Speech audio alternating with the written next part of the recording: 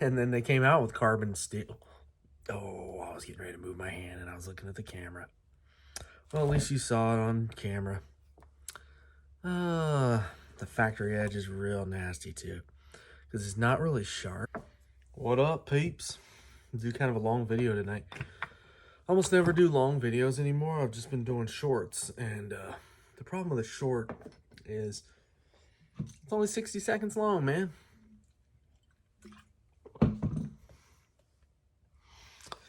So this video is about this knife I just got in the mail today.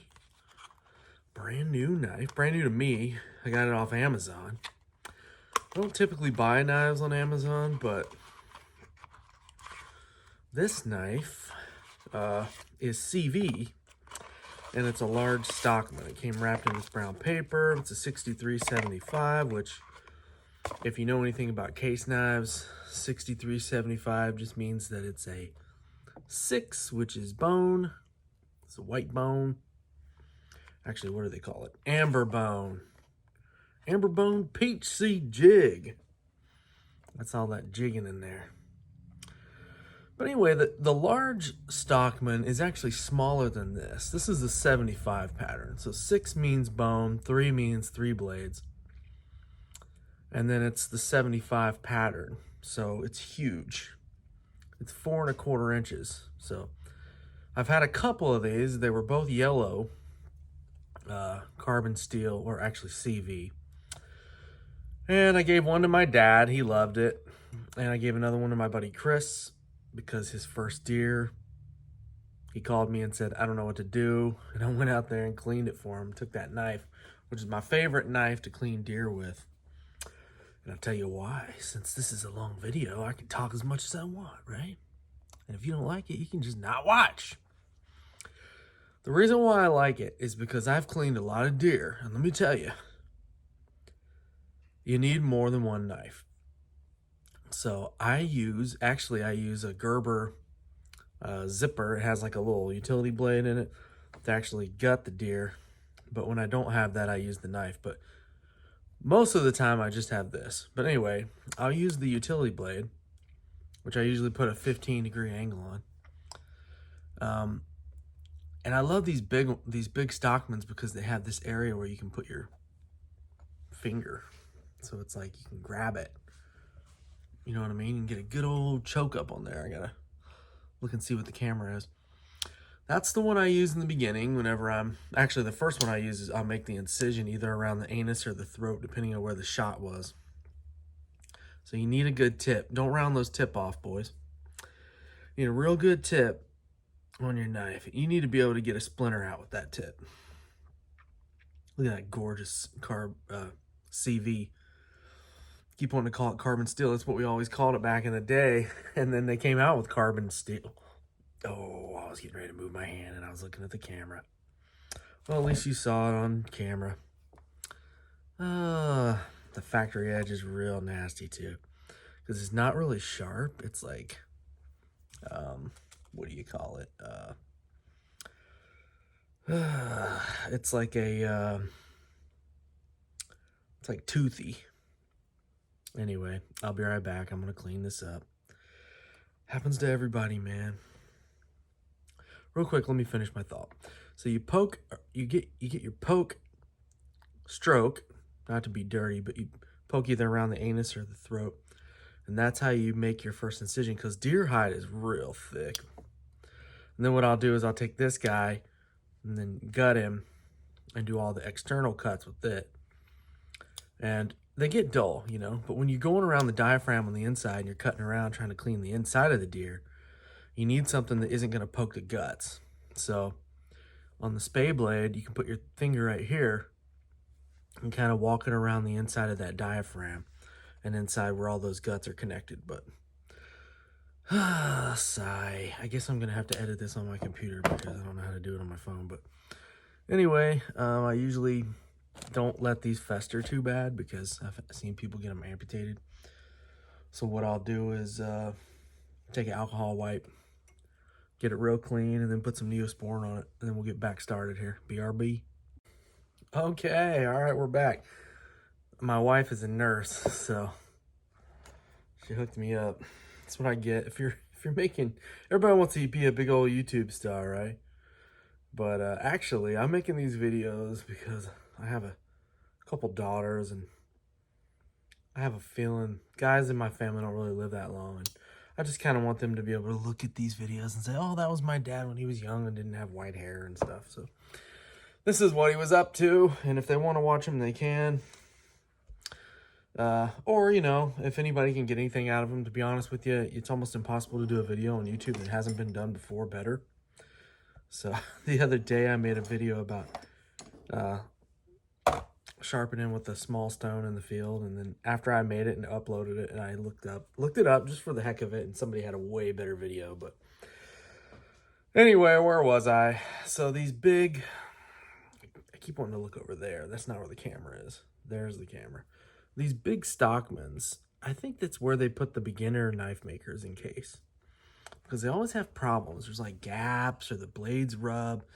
It's either that or a Stockman is just a really hard knife to make. So if you are the guy or girl who makes these at case and I just called you an amateur, I'm sorry. I definitely could not do better. The reason I ordered it on Amazon instead of one of the other manufacturers that I enjoy, you know, brick and mortar kind of places or online knife places, is because the CV stuff is getting kind of hard to find. And so wherever you find it, you just got to get it. Carbon steel, I don't know what steel they're using. It's not 1095 because 1095 they're putting 1095 on the blade. So, and CV, I've always loved CV. So what kind of mystery steel are they using? I don't know.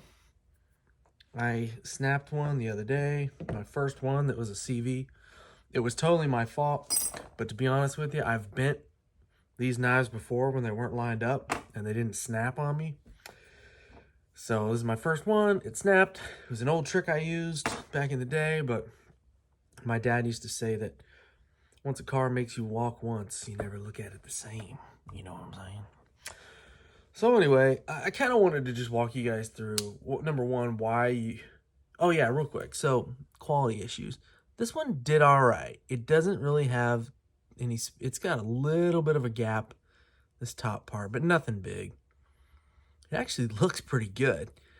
Not much blade rub. On the utility blade, you can see there's a little bit of a scratch, which I can handle that if it's scratching that spade blade. The problem is when you can't open the spade blade, which I've had 2 of these before, and I had to do stuff to them to get them to open, to get that spade to open. Even now it wants to hit, but it's opening, so that's good. If you look in there, you see how they're all kind of bent. So interestingly enough, that main blade is actually centered pretty well. But anyway, so I love these Stockmans. They're the perfect ones for cleaning a deer. This one's pretty close to perfect. It does have kind of a weak spring on that main blade. Like, it's not anything spectacular, but I'd almost rather have that than one that is really hard to pull and wants to cut your freaking hand off. I usually put a little drop of this Benchmade blue lube. There's different lubes you can get. I'll put 1 drop on there kind of for the spring, especially on these carbon steel knives. No matter what I do, I usually put a drop of oil, even if I have to wash them with soap and water, because they have some kind of nasty... I'm telling you, in the field, things get gross in the field, especially if you go on a hunting trip, hunting/camping trip. Water gets everywhere, dirt gets everywhere, grime. I've had it where I'm opening and closing knives, and it's like... I have a case folding hunter from the 70s, which I'm going to do a video on, but man, that thing is a beast of a knife. But it's been out in the field. It's been out in the real world. It's had dirt and stuff in it. And it gets gross. So I like to keep some oil in the joint. You know, I can handle rust or corrosion. I can clean it off anywhere on the knife, just not in there. I don't want it inside the pin. So anyway, so this is from 2021. This is a 6375 CV. like I said before, if it'll focus. And let's see, this is Case XX WR pocket knife, 4¼ inch long. It's got the old box, and it's got the here's how you take care of it in 15 different languages. There ain't no John 3:16 like what Buck does, but that's all right. If you got a case knife in your pocket, you probably know John 3:16. And if you know John 3:16, I'll see you in heaven someday, hopefully, Lord willing. Not that I'm better than anybody else, but it's not the things you do that get you to heaven. It's the one thing he did. But anyway, so here's what I do when I first get a knife. I have a lot of systems. I have a lot of stones. I've got bench stones. I've got small stones, big stones. I just got these for Christmas. I've been wanting these for a long time, man. This little 3-stone set from Dan's. Still haven't used them yet, but I'm excited to use those. Anyway, but the main thing I use is the Sharpening, because I don't have to like mount the knife in something and worry about the angle, and like, you know, inevitably it ends up that the knife is not designed to be on that system, and you have to find a flat spot, and then it moves around, and there's like, if I want to impress somebody, like if my dad comes over and goes, hey, I want the sharpest knife of all my friends, I'll get out the Edge Pro Apex or something like that, one of the Work Sharp systems. But just for me, when I'm walking out the door to work, I'll pull out the pocket knife out of my pocket and just whack it on the old Spyderco Sharp Maker before I go out the door. So there's a 940 for you with my own Spyderco Sharp Maker modification, which is to just basically grind off these thumb studs until it'll make 15 degrees. But 15 or 20 will work on this.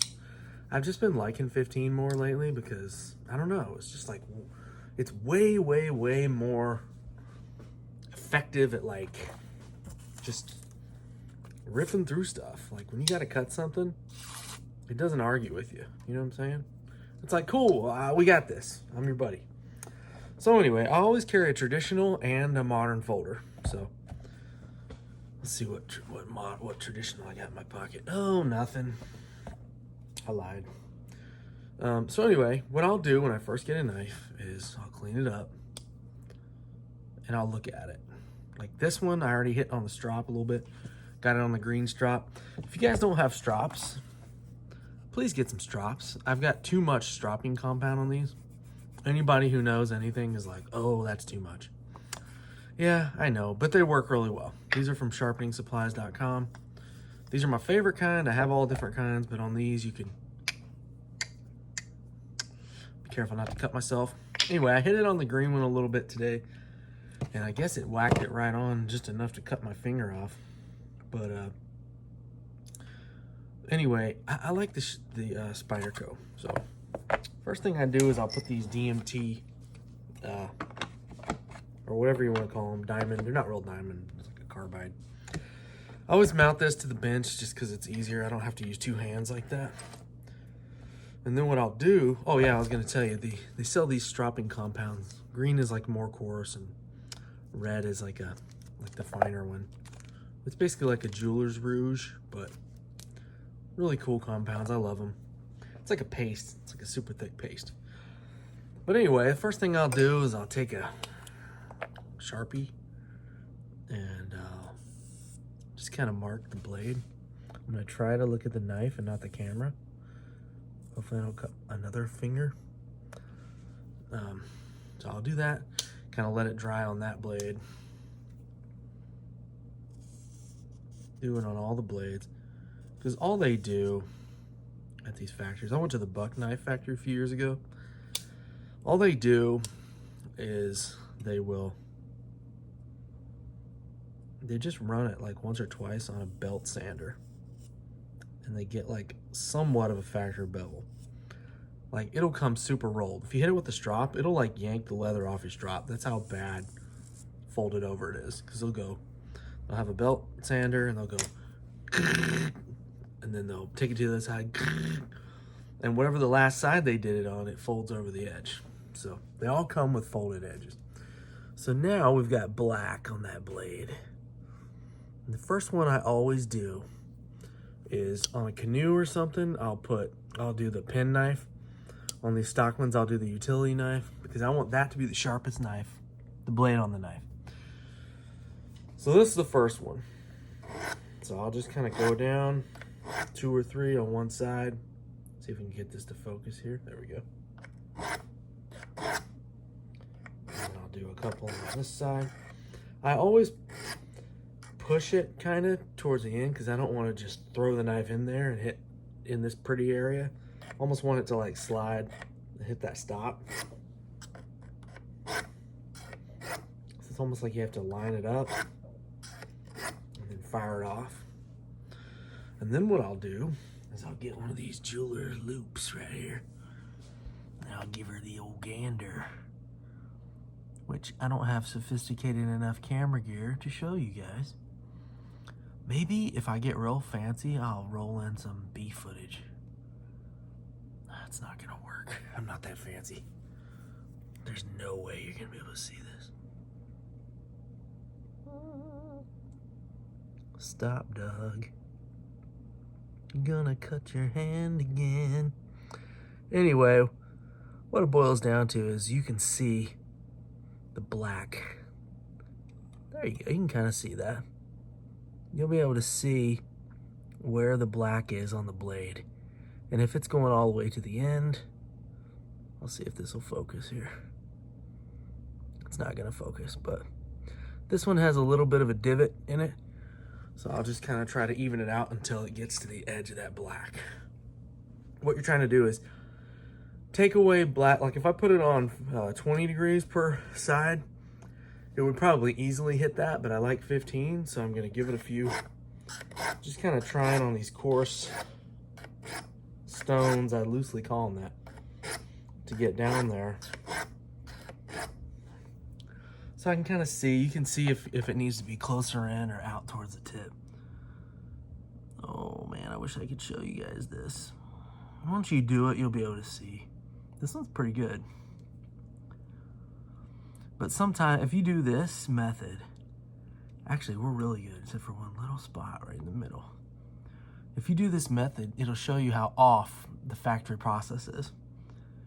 Because you'll have one side that's like perfect and then the other side's way off, and you'll spend a day and a half trying to get it whipped in. Now, let me give you that piece of advice. Do not get lazy. If you've got an area that's high or low and it's taken a while to go down, if you've got black marked across that edge and there's one spot that no matter how long it takes you, you're just not hitting it, don't give up, because I'm telling you, the second you get it right, you'll be so happy you did. And if you quit early, you're gonna wish that you didn't. You know what I'm saying? Let's see if I can get this a little bit better here. I'm staring at my gut.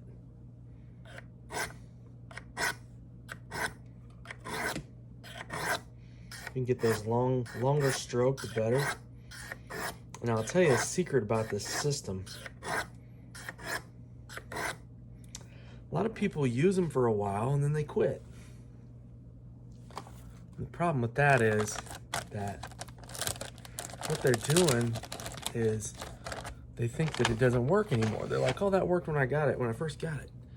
But they don't clean the stones off. So what I'll do, I'll take some of these Ricos. These are my favorite ones because they have like texture to them. Now look at this. This is a brand new one, okay? We're just gonna rub it on one stone. Look at that. Now let me tell you, they can get really dirty.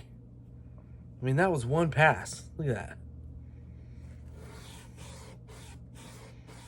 And what you want to do is clean off all that crap. Getting all that metal that it took off. And then what I'll do is I'll flip these to where I'm not doing a wet stone. You need to pay real good attention to be going not perpendicular, but you want to go straight down with the knife. Straight down. Don't try to match it. Let the stones do the angle. And I've heard a lot of people talking smack about this sharpening system. And they say, oh, if you're still using a sharp maker, like somehow that's some kind of amateur system. It's really not. It's just not complicated. Okay? So, look at this again. I think we're pretty close. I should have done it before. Little bit at the bottom. You'll be able to see the parts that aren't apexed because they'll have like a little bit of a shiny. This side is good to go. This side just needs a little bit at the bottom. I think we're good though. I think it'll strap out.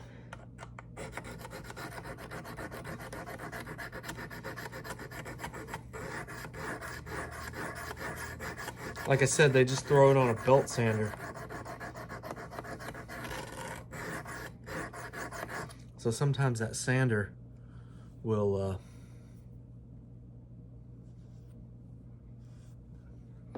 it'll be too long in one area. Look at that.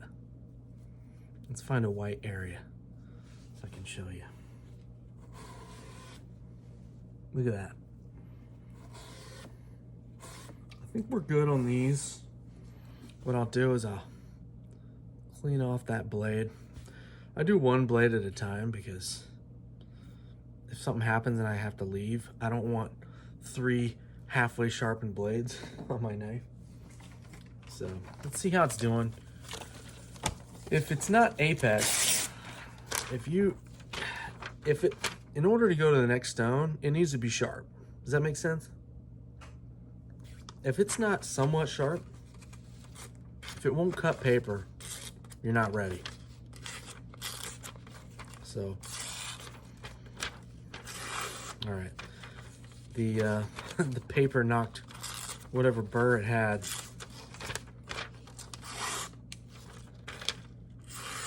All right, okay. That's what I'm talking about. So it's already probably sharper than a lot of people carry their knives. And this is a little bit of technique, I'm not gonna lie. Like, if you're really a knife guy, it's hard to fake this, but sometimes you can. Okay, so you can look at the edge here and see that there's some puffies on the edge. And that tells you that it's not really that sharp, but it's a serviceable edge, okay? And that's the great thing about carbon steel and this old CV steel. This is why people like it. Because, to be honest with you, Case's stainless steel is amazing. It's beautiful. When it's sharp, it is really sharp. And it stays sharp for quite a while. But it's not super easy to get sharp. Again. So that's why we like CV. All right. So then you're going to take your brownstones. Now that we're good on this. And let's see. I'm just going to take one piece of paper. This will be kind of my before. After, we'll just hit the top of it. See that area? Okay, well you get it. That's where it is now. So we're gonna do this again. Kind of get in the groove. You don't want to go fast, especially if you're on that long, sharp tip blade, because the sharp tip will, if you get going real fast and you poke one of these, you can actually mess up the tip pretty bad. And that's what happens. I do that all the time. And if you feel like these stones aren't cutting anymore, for whatever reason, you're either getting really close to stropping. By the way, I don't really use the white stones on this thing. Like when I carry these in the field, like if I have it in the camper or wherever we're at, I just bring the brown stones, that's it. Dang. It's either getting sharp or the stones aren't cutting anymore, which is what they call removing metal. And then you need to clean them and flip them. So there's white. We're just gonna give it the old Is this focusing? This is what happens with us amateur guys, is we're all recording on our phones. And the phone camera's okay, I guess. All right, let's try this again.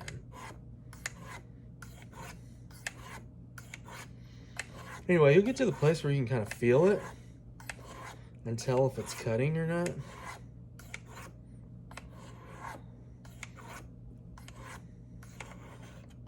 Come on. So, white. See how often I'm cleaning these? Look at that. People don't clean them and then they wonder why this system sucks. I've heard so many people say, I really liked the Spyderco when I first got it, but then it just didn't work anymore. And I'm like, yeah, you didn't clean your stones. Come on, man. Joe Biden, come on, man. Oh yeah, you can feel that.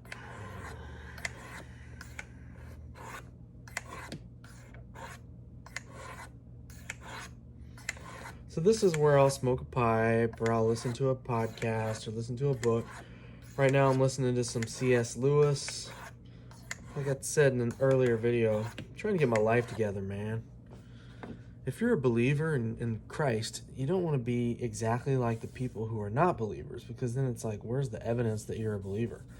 Now, obviously, your good works are not going to get you to heaven, but if you really believe, you're not just going to live like everybody else, man. You're going to be trying to get closer to God. So let's see how this does. Okay. It's biting a little more. Now remember, I said if you're going in the woods and you're going to go kill a deer or clean an animal, a lot of the deer, I've only killed a few deer in my life. A lot of the deer I clean are like, you go to deer camp and there's, 3 people get deer. Maybe I got one, maybe I didn't, but for some reason they're like, oh, he's the knife guy, he wants to clean them. Same with fish. Like, I remember one time I was fishing in California and I was stationed out there at Edwards. We were up in the mountains and everybody caught their limit, however many trout it was. And I got stuck cleaning like freaking 60 trout. I had them sticking out of my pockets and stuff, walking out of the woods. And everybody just kind of threw their trout on, and I got to clean them all. I had a Benchmade D2 survival knife that they don't make anymore. I'll have to do a review on that, but the edge held up the whole time. It was an amazing knife. Okay, we're getting real close. So that's what I'm telling you. Like, you see how fast this is? This is CV. This is why everybody loves CV. I'm scared about what's coming next with the case. I hope when they say carbon steel, I hope that's not like you go to the Toyota dealership and they're like, oh yeah, we have automobiles. And you're like, well, I want a Toyota. And they're like, well, we have cars. We have cars. Okay, so what we're gonna do is, it's pretty sharp. Let's try it. This is just what I do, guys.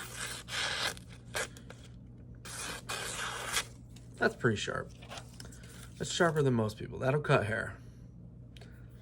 But then what I'll do is I'll either, if I'm in a hurry, I'll take this Goldstone, which is a product by Spyderco, which I love. You just rock it back and forth and that gives you 20 degrees.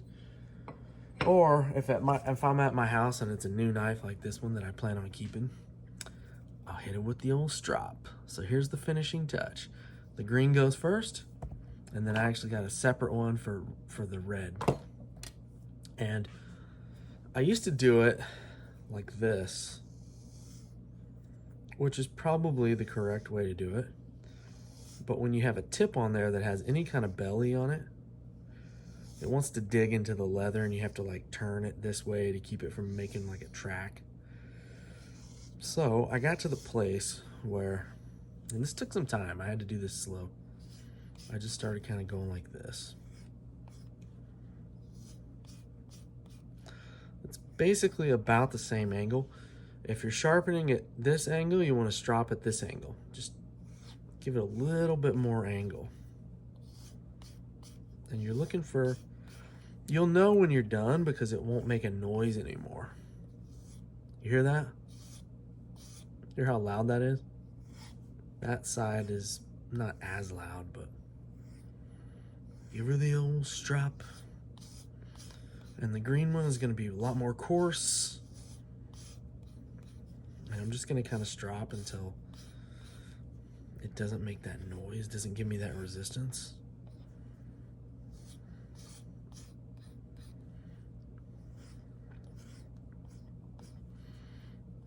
Flip it. And after a while, you can get pretty quick at this, which is how you get cut.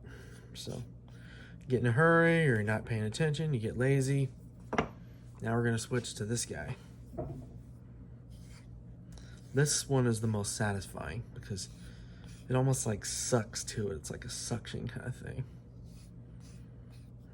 Oh man. I can already tell this is going to be like, ooh, baby. So when you get these new knives, keep them clean, dry if they're carbon steel. Even if they're stainless, you want to keep them clean and dry. I'll lubricate the joint, and what that does is it gets a little bit of oil in there in the spring, and that, oh man. And then I'll sharpen up the blades one at a time. I'm not going to do them all for you on camera. I'm just going to show you kind of what I do. This is the sharp one, so. Yeah, you see that? There's a little bit of feathering, but you should be able to turn the knife blade while you're cutting. You'll see people go like that, and a lot of it is momentum, but you can tell by the sound of it that it's actually pretty sharp. But on this one, you shouldn't have to do that. And you should be able to push through. Should be able to push through the cut. So if it stops because it's in a weird spot, you should be able to kind of push like that. And it should cut all the way to the end of the, all the way to the end of the page.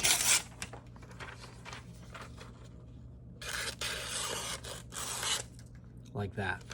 Now keep in mind that cutting paper is actually one of the things that dulls the knife the most. So once you have your motion down and you cut paper to test, or if you're cutting hair on your arm, that'll really dull it. Man, I wish I could show you a little better. If I could have the camera on my head, that would be great. And now in the future, I shouldn't have to hit this with the stone again, unless it gets mistreated. Somebody tries to cut a wire, and things happen in the field, man. Things just happen. Projects come up, you have to cut things, and if you reach in your pocket and all you have is your knife and you got to cut a wire or something, just use it, man. You can come back and repair that edge later. It sucks, it's heartbreaking, but I've had to do it. You know, you find an animal that's in a snare and you can't get it around, you can't get it from under its neck, and you're trying to like free this thing without getting bitten, and you gotta like, you know, things happen. I pulled up on a couple deer one time that got stuck in a gate and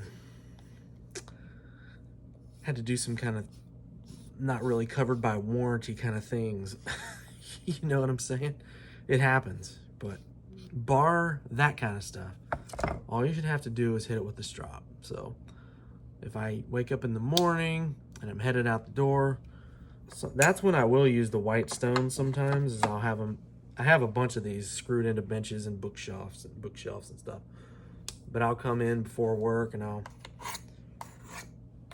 give her a couple passes, you know, and then I have it's funny because I have like a super boring desk job when I'm not traveling, and I keep strops in my desk, and I actually have one in my little bag that I carry too that's like a real small. I haven't even done anything to this knife blade. It's actually pretty sharp. But anyway, you should just be able to hit it on the stone a few times, strop it, or hit it with the green strop and then the red. And if you're in the field and you have a strop or a pocket stone or something, that one needs a little work. But we're not gonna do this blade on camera. I'll do this afterwards. But anyway, thanks for joining me, y'all. I don't know how long you're gonna be able to get CV stuff new. It's kind of what I was thinking. Was every time I give one of these knives away, I'm always like, I'll just get another one. And they used to be $35 or whatever, the synthetic ones. Now you can't find those. And this one was like 80 bucks. And I was like, there was like 2 in stock. And I'm like, oh man. So I'll probably just hold on to this one, but it did cut me. So now it's my knife. But anyway, we'll see how this thing does. And if anything pops up that I don't like, I'll let y'all know. Got a brand new Rough Rider slip for it. I really like to have like a Richter knife slip or something, but I think he's like super booked up. We'll see. Maybe he'll watch this video and be like, I'll send you a slip for that 4-inch, 4¼ inch large jumbo Stockman. It'll only be about $350. Yeah, right. Anyway, have a good night, y'all. And oh yeah, one more thing. So earlier today, I made a video about True Sharp steel. And I think some people might have misunderstood what I was saying about it. I actually love True Sharp steel. It's amazing steel. It's beautiful, like I said earlier. It gets really sharp and it stays sharp. But the problem is, it's hard to get sharp. You know what I'm saying? They should call it can't get sharp steel instead of True Sharp. But once it's sharp, man, it truly is sharp. But I'm not sponsored by Case or anybody else, but man, Case makes a good knife still. Thank God. Got some stuff coming up. I got the old, this is what I got everybody for Christmas this year. So I'm going to do a review on this guy. I just got done sharpening it. Ooh, baby. Now that is sharp. That's where I want to get the, the main blade on that Stockman. But got to figure out something with this one. I bought this one brand new. Let's see if I can get to focus. I made a video on me breaking it, but if you guys know anybody that works on Sodbuster Juniors, let me know. It's gorgeous, man. It's the peach seed. But I snapped the blade like an idiot. Not like an idiot. I mean, I am an idiot for the way that I snapped it. And it's on YouTube. I hit up Case. They haven't hit me back. I told them it wasn't warranty. It was me. Just charging me for putting a new blade on it. They haven't got back to me. I'm assuming they're busy, but anyway, have a good night, and we'll see you again. Thanks for watching.